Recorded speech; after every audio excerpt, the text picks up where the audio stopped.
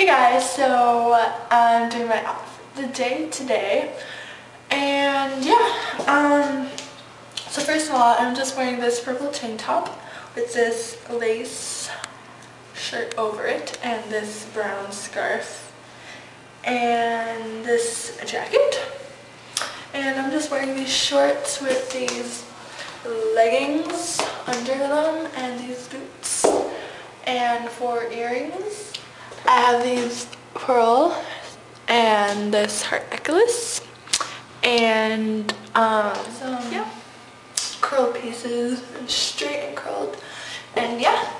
So yeah. Right now I just have some, this shirt on from the Goodwill haul.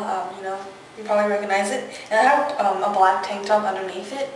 And I have this braided belt and these jeans. I think they're like jeggings because they don't have pockets in the front. And I have these boots that are black.